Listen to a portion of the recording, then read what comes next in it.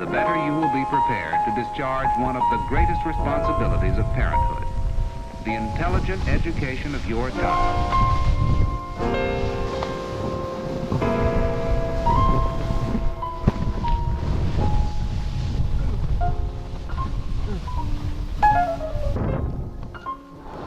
Woo! Oh, that is nice. Oh god. Ooh, I like these in the bumps. They don't feel like 114. Very soft when you jump on them. The landing feels good.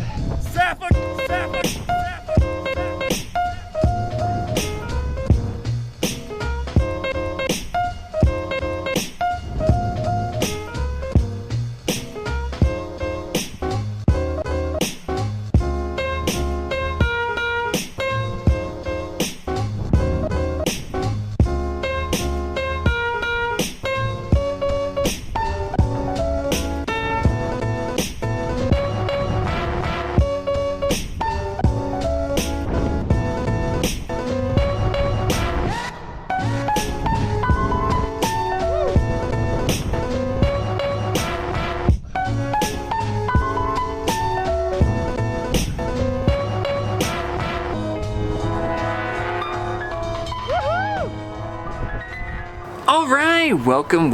If you're new to the channel, my name's Elliott and you're watching Rickety Ski Reviews. Today we're talking about the DPS Kaizen 112 carbon ski.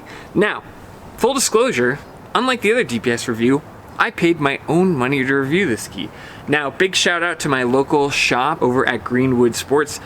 The guy was nice enough to give me a discount. He, has watched the channel, so big shout out to Greenwoods. Thank you for giving me a discount. I still paid for the review. I will have an affiliate link in the description down below. That's a way that you can help support the channel and help offset the costs of doing these reviews. But in this case, I've worked with DPS. I love working with them. They're supposed to be sending me a pair of the Pieceworks when it goes into production, and they've talked about sending other skis, but I haven't heard back from them in a while, and wanted to give you guys a review about a ski people are interested in. So, full disclosure, this came out of my pocket, and I have a lot to say about the ski. I'm really glad I got a chance to ski on it. I do think it would have been in DPS's best interest to send me a pair of these, because I could only ski on these one day, and we had some rain that came in, and you know what I mean? I don't have multiple days to really test this in the best conditions. I have to test it with whatever the conditions are for that day. So DPS, something to consider in the future. But without further ado, let's talk about the ski. Now, first off, I skied these in a 184 centimeter length, which means that they have a 15 meter turn radius and weigh 1,974 grams, according to DPS's website. You can see a healthy amount of camber, and then very aggressive rocker tips and a little bit of splay coming off of the tail. These are very light for their size, being a 184 and 112 millimeters width underfoot. These are extremely light. These use a mix of poplar, ash, obviously carbon, as is in the name, and kind of, is the calling card of DPS. And then you also get that Phantom Glide on the bases, though these are demo skis, and I'm not sure that I felt it. I would guess that these have enough mileage that I'm not really feeling the Phantom Glide, or maybe it's just heavy enough and wet enough at the bottom of the run that I didn't really notice it. These also clock in at a whopping $1,695. They are not giving these away. These are very expensive skis. But now that we've covered logistics and specs, let's talk about how they actually felt on snow. We'll talk about first impressions, and then we'll dive into the good and the downsides. Now, my first impressions with this ski, honestly, were that it's a bit of a double-edged sword. And what does that mean? It means that the good on the ski is really good. It's the best at good snow conditions, but the trade-off is when the conditions are bad, when the snow maybe gets a little warm at lower elevations or gets a little filled with rain, where it struggles a little bit more than other skis in that area. That all being said, this is the most fun I've had on a powder ski. It was kind of similar to Stokely, where I see that price tag of almost $1,700, and I go, okay, with bindings, I've owned cars worth less than these skis. You know what I mean? God, you're like 2/3 of the way to mountain bike prices for just a powder ski. But once I got them into powder, once I found some of the more wind-blown areas where the snow hadn't been filled with rain, or when I found kind of hidden areas and pockets of powder, this was the best powder experience I've ever had. Specifically, the way that they're designed with this rocker just feels uniquely good. It's uniquely strong in floating. When you ride the tails, it's uniquely comfortable.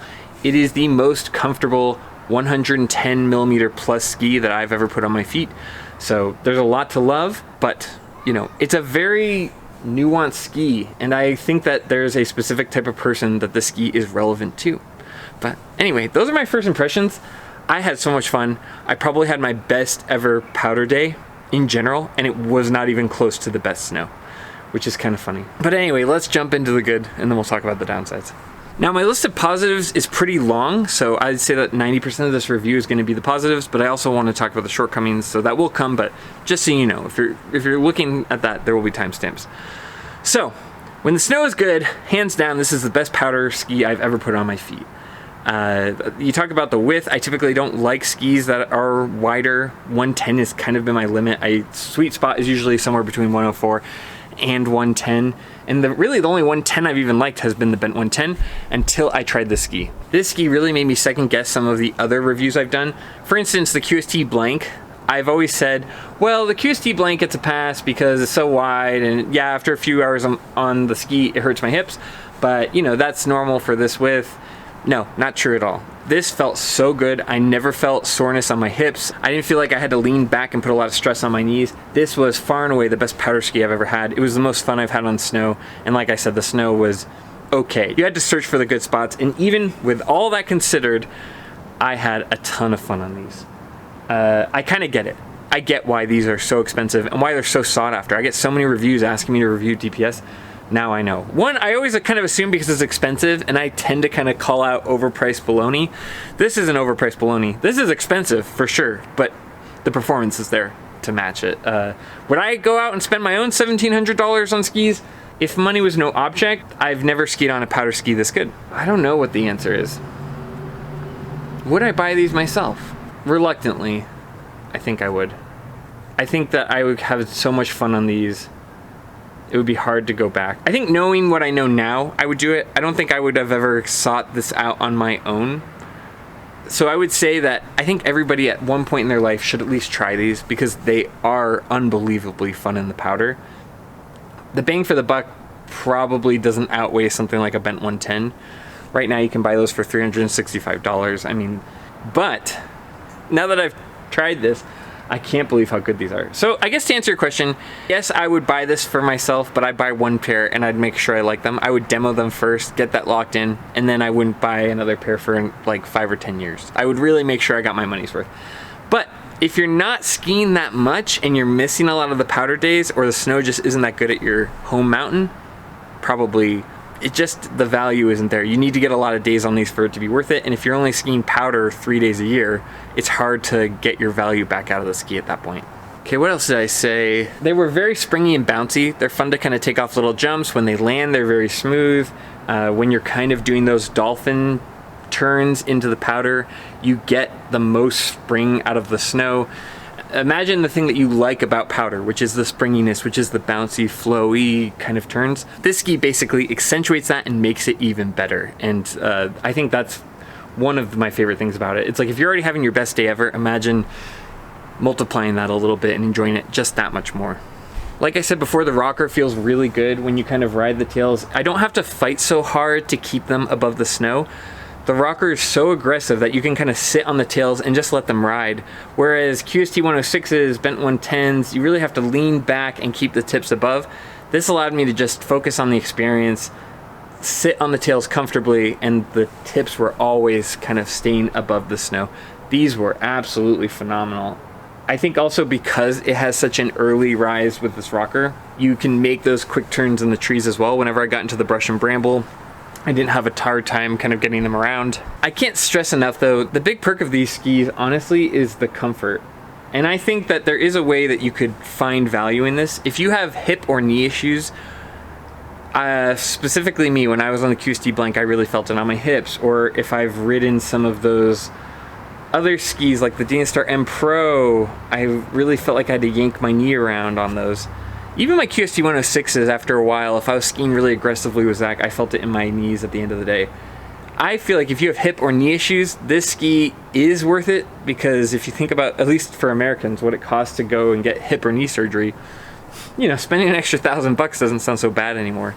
So I think that for people who are sensitive in that area, you're getting value there. Or if you're just somebody who wants to prevent those future issues, I mean, I'm not, you know, I'm a creative writing major. What am I going to tell you about your knees? I'm not a doctor or a physical therapist. But in my opinion, for how I ski and the dynamics of my body, it felt good on my hips and knees. And I've never felt so comfortable and being able to ski so long in the powder while going full tilt, while really, you know, not taking breaks or slowing down. All right, now that we talked about the good, let's talk about some of the downsides, because this ski definitely has downsides. The first one, obviously, this is not a ski that they're giving away. That's a very high price. For some people, that may not matter, and if you're looking for the best performance and price doesn't matter, then maybe you can avoid that, but I think it's worth talking about. That you really have to get a lot of days on snow to offset the overall value of the ski. So the biggest downside of this ski is, like I said, when it's good, but when the snow is bad, this thing really struggles. If you have chunky snow or really firm snow underneath the powder, it struggles a little bit with that. If you have soft, heavy snow, these skis do get caught up on it. It can be really punishing in the wet, heavy snow. Granted, I think most people on a powder day, that's what they're looking for. But if you're somewhere like Idaho, where it starts off, it's nice and fluffy, but as you get down in elevation, you have to be a little bit more careful. You will feel these skis on the bottom half. They don't have that kind of weight behind them like a QST or, you know, even the renowned Citadel 107, that it can allow you to get through some of that sludge. This ski is so light and so good in the light stuff that it will struggle in some of the heavier snow more. As far as on-trail performance, when I was on some of the groomed runs, it kind of carves. It says 15 meter turn radius, but I don't know where they were pulling that from. This is only able to carve if you really have a light finessing touch, and then you can make it lightly carve. But, you know, I don't think anyone's buying a 114 ski and expecting carving experience, but if you're curious how it did okay, but you have to be making really big open radius turns to get it kind of on edge. Not anyone's really going to care about that, but if you're curious. But as far as downsides, I mean, there's really not a ton. When the snow's good, these are good. It's just that if you get caught up in the wet, heavy snow, it has a couple of downsides. Overall, though, this ski is a really amazing experience. I know they're expensive, but I do feel like at some point, just go try a pair. You know, I got these at the demo center. You know, what are you going to pay? $60, something like that? Try them. Go on a big powder day, go get them from the demo center and just give them a try. And then you can make that decision for yourself if it's worth it. But for me, I was like, well, you know, if you take care of them and have them for a long time, eventually you'll get the value back out of them because it's so much fun. If you're having 10% more fun on every powder day, eventually I think they're worth it. But man, you really have to take good care of your skis and get a lot of days in each season for it to be worth it. But for people who are real like fanatics, or just this is like your big hobby, this is your main hobby, and like me, I bike but it's kind of secondary, or I surf and it's secondary, I for myself could maybe justify it. And I think that there are other people out there who are skiing 50, 60, 70 days a year. You know, you can kind of justify it. The other thing I would say, it depends on what kind of mountain you live at. If when it snows, you get a big storm, if your first thought is, oh, I wish I was at another mountain that's local, or I wish I was on another mountain 3 hours away, don't buy the ski. But if you're like me at Bogus Basin, where I go, oh, we're getting a good storm, thank God I'm not traveling, then I think it's worth it. Then you're gonna be on the kind of snow that you really get the value out on these skis. So what would I give these for a score? That's really tough. If you're sensitive to price and that's a factor for you, I would give these an 8.8. They do perform really well, but you know, if the snow's bad, you're gonna struggle. If you don't get enough good snow in the year for it to be worth it, this is a hard value proposition. But if money's no object and you get good snow, honestly, these are probably a 9.4. These are so good. Yes, I know the value hits it a lot. I know for people in the Pacific Northwest, if you get really heavy, sticky snow, you're gonna feel it. But if you ski a lot and you get really good snow, I can't think of a better ski to be on in that situation. I have yet to find something more fun than this, more rewarding than this, more springy, more comfortable. The comfort alone on my joints and hips was unreal. I was like, oh my gosh, so I don't have to suffer all the time when I'm skiing powder? Oh, I could ski all day and not feel like I have to take breaks, or I feel my quads kind of pulling up on my knees when I go to bed at night. I was like, oh, I don't need to suffer to have fun in the powder?